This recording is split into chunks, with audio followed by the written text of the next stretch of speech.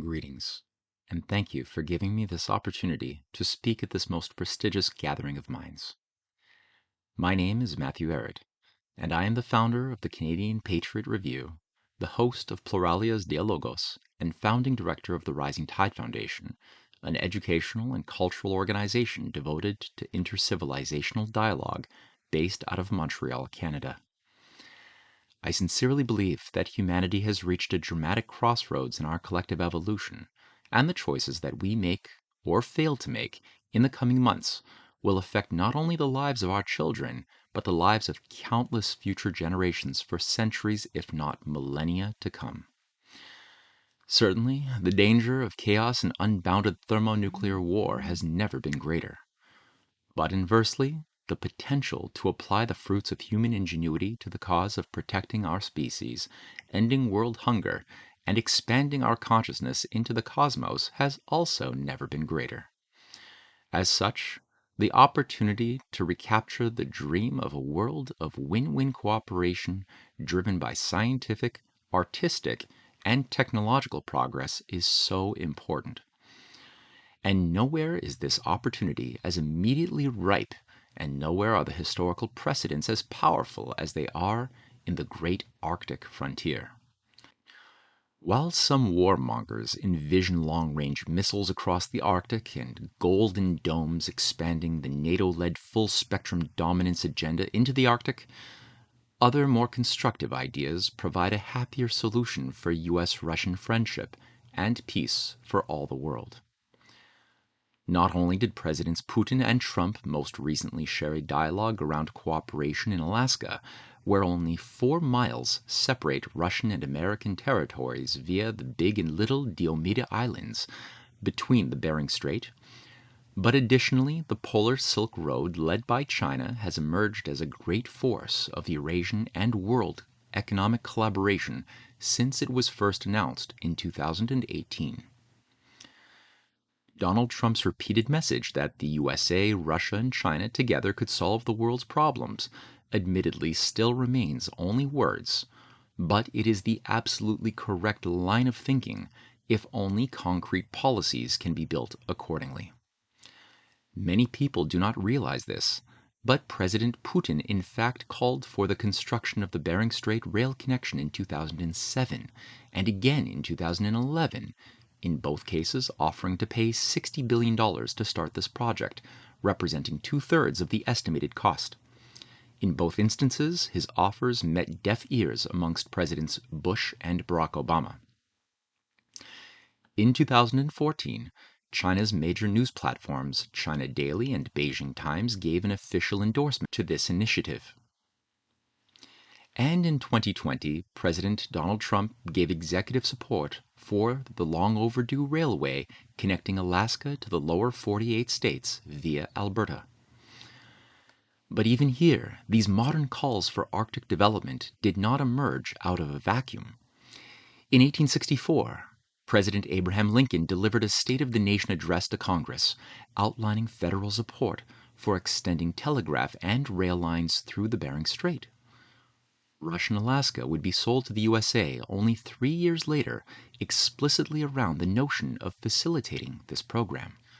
The USA had just suffered a grave civil war and had much reason to trust Tsar Alexander II's Russia, which had intervened to protect the Union against the aggressive intervention by English and French imperial forces supporting secession.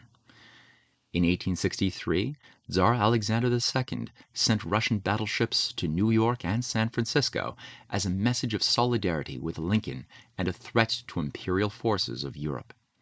This important fact has been literally erased from American history books, but it is better understood in Russia, which has today a statue featuring the 2 martyred patriots and great emancipators, Tsar Alexander II and Lincoln, holding hands in Moscow. In 1890, Abraham Lincoln's friend and first governor of Colorado, William Gilpin, published his book, The Cosmopolitan Railway, outlining his dream of a world of rail networks, industrial progress, and cooperation. Echoing the win-win philosophy of Xi Jinping's New Silk Road today, William Gilpin stated, The Cosmopolitan Railway will make the whole world one community. It will reduce the separate nations to families of our great nation. From extended intercommunication will arise a wider intercourse of human ideas, and, as the result, logical and philosophical reciprocities, which will become the germs for innumerable new developments. For in the track of intercommunication, enterprise, and invention invariably follow, and whatever facilitates one stimulates every other agency of progress. In 1905, Tsar Nicholas II, following the sage advice of Sergei Witte, gave national support to the Berign Strait tunnel and funded a team of American engineers to carry out feasibility studies. Again, Russia had good reason to trust the USA, as the Trans-Siberian Railway built between 1890 to 1905 benefited immensely through Baldwin locomotives made in Philadelphia and the support of hundreds of American technicians and engineers. Sadly, history unfolded in another, darker direction from the beautiful vision laid out by Tsar Alexander II, Abraham Lincoln, Gilpin, and Tsar Nicholas II. An age of bankers' wars, anarchist assassinations, and economic turmoil disrupted this new age of progress and cooperation amongst civilizational states. Despite small valiant efforts by patriots such as President Franklin Roosevelt, Vice President Henry Wallace, and President John F. Kennedy to revive the spirit of Lincoln and Tsar Alexander II, the enemies of humanity kept the world subdued into a trap of game theory, mutually assured destruction, exploitation, and zero-sum logic. Hopefully, the current systemic breakdown crisis finds a population and a leadership capable of recognizing its historical responsibilities, and a moral sensibility capable of throwing out the old world thinking of empire in favor of a new paradigm more befitting of a species destined to explore the universe, create, love, and problem solve together.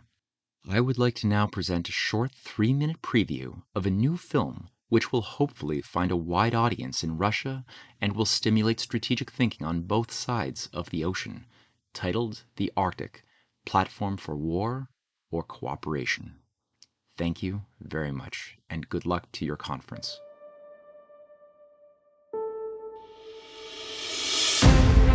Today, the Arctic has increasingly become identified as a domain of potential great prosperity and cooperation amongst world civilizations on the one side, and a domain of violent confrontation and war on the other. Could the fate of nations hang on the future of this frozen frontier of the Earth? The disintegration of the United States as a nation would, from our point of view, be something to be deplored. Lincoln's assassin, John Wilkes Booth, was proven to have been in Canada for over 5 weeks prior to the murder, where he received payment from British-sponsored Confederates. Today, many Americans would be shocked to learn that Russian soldiers were celebrated by crowds of thousands in San Francisco and New York during the height of the Civil War.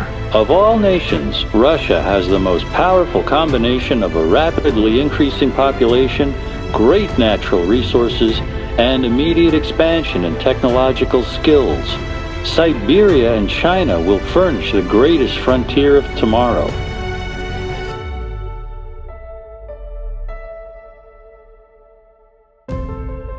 Sadly, instead of seeing a world embrace this vision for world cooperation, an age of assassinations and regime change was instead unleashed as the world slid chaotically into 2 world wars.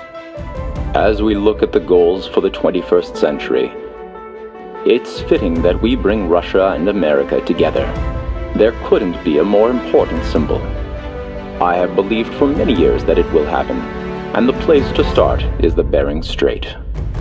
Let's build a link. The world's greatest reserves of natural resources await in Siberia, Alaska, and northern Canada.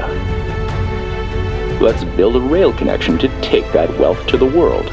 Let's build a fiber optic cable link to improve world telecommunications. Let's build long-distance transmission lines to the 1.6 billion people on Earth who have no electricity. Show me any area in the world where there is a lack of energy, and I'll show you basic poverty.